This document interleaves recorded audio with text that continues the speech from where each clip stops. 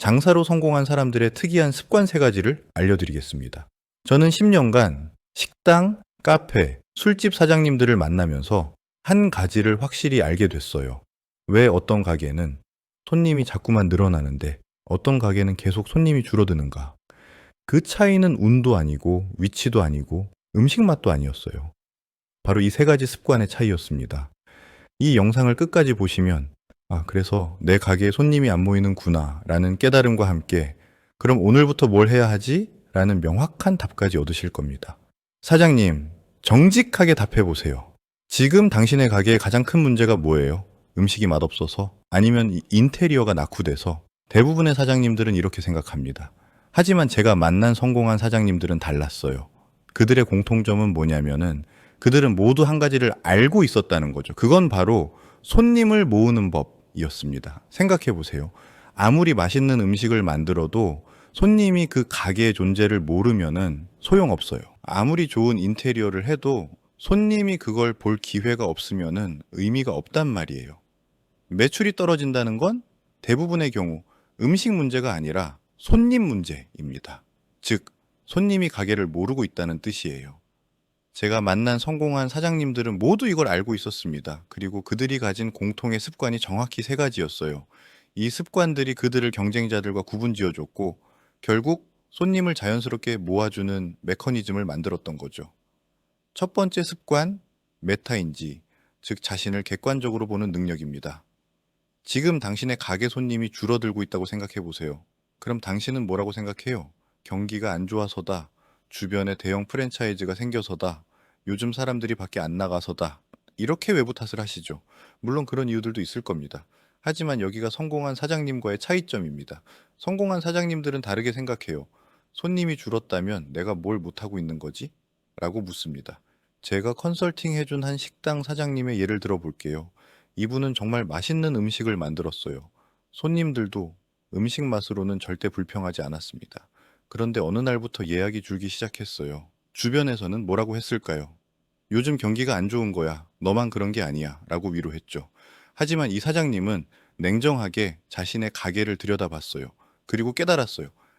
내 음식은 정말 좋은데 손님들이 내 가게를 모르는 거다. 그게 문제였어요. 문제를 알았으니 행동도 달라졌습니다. 이 사장님은 스마트폰을 집어들었어요. 자신이 준비하는 재료, 손으로 다지는 모습, 완성된 요리 앞에서의 셀프 카메라로 직접 촬영을 시작했어요. 처음엔 정말 서툴렀습니다. 사진도 흔들렸고, 글도 어색했고, 근데 계속했어요. 3주, 4주, 5주 정도 지났을 때 변화가 나타났습니다. 한 게시물의 좋아요가 300개를 넘었어요. 그 다음부턴 예약 문의가 계속 들어오기 시작했습니다. 요점이 뭐냐면 이 사장님은 문제를 외부에서 찾지 않았다는 거죠. 지금 내가 뭘 못하고 있는가를 정확히 파악했고 그걸 해결했다는 거예요. 이게 메타인지입니다. 성공하는 사람은 실패를 나는 안 되는 사람으로 받아들이지 않습니다. 대신 내가 어떤 부분에서 약한가를 정확히 진단하고 보완해요. 이런 습관이 있으면 같은 실패라도 다르게 작용합니다. 배움으로 바뀌는 거죠. 그리고 그 배움들이 쌓이면 당신이 속한 분야에서 경쟁자가 절대 따라올 수 없는 노하우가 되는 거예요. 두 번째 습관, 설명하는 습관입니다. 쉽게 말할 수 있어야 진짜 안다는 뜻입니다. 제가 만난 한 카페 사장님이 있었는데 이분은 신입 아르바이트생이 들어올 때마다 음료에 대해 이렇게 설명했어요. 라떼는 그냥 우유를 붓는 게 아니야. 스팀 우유의 거품이 크림처럼 부드럽게 올라와야 해. 이 거품의 질감이 라떼의 가장 중요한 부분이야. 손님이 마셨을 때 입 안에서 부드럽게 녹아야 한다고 느껴야 된다는 거지. 이렇게 설명받은 직원과 그냥 우유 붓고 거품 올려 라고만 배운 직원은 완전 달라요. 전자는 왜 그렇게 해야 하는지 알기 때문에 정성을 들이고 후자는 기계적으로 따라하다가 실수하게 되는 거죠. 하지만 설명하는 습관의 진정한 가치는 직원 교육에만 있는 게 아닙니다. 손님 대응에서 훨씬 더 중요해요. 당신의 메뉴판을 봤을 때 뭐라고 돼 있나요? 아메리카노 4,000원, 라떼 5,000원, 이 정도죠. 근데 손님 입장에선 뭐가 다른지 몰라요. 성공한 사장님들은 여기서 설명을 하나 덧붙여요. 예를 들어 보면 더치커피, 찬물에 12시간 천천히 우려낸 커피. 카페인은 적지만 깊고 부드러운 맛이라고 쓰는 거죠. 이렇게 하면 손님들이 호기심을 갖습니다. 아, 이 커피는 다르네 라고 느끼고 평소에 안 사던 메뉴도 시도해 보려고 해요. 설명하는 습관은 단순한 친절이 아닙니다. 그건 두 가지 효과가 동시에 일어나요. 첫 번째, 당신 자신이 그 제품을 정말로 이해하고 있는지 점검하는 과정이 돼요. 쉽게 설명할 수 없다면 당신도 그걸 제대로 이해하지 못했다는 뜻이거든요. 두 번째, 손님의 마음을 여는 기술이 돼요.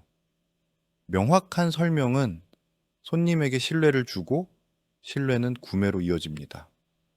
실제로 잘 되는 가게들은 손님이 메뉴를 물어봤을 때 직원들이 어렵지 않게 술술 설명해요.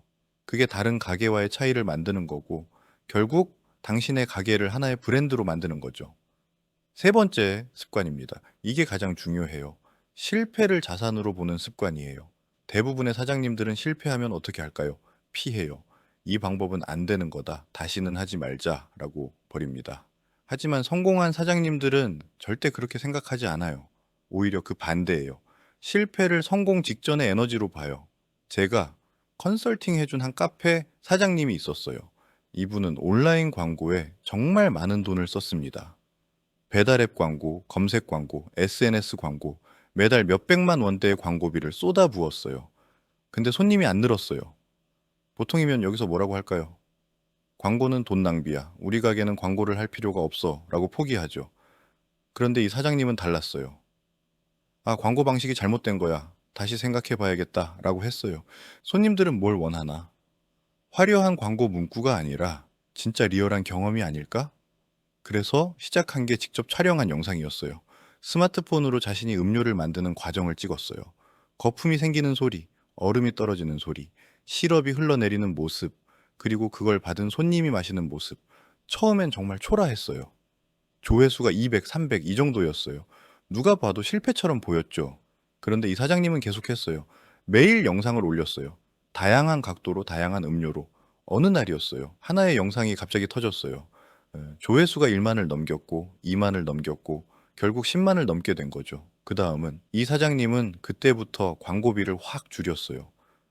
그런데도 손님이 자꾸만 늘어났어요. 매출도 이전에 2배가 되었습니다. 여기서 중요한 포인트가 뭐냐면요.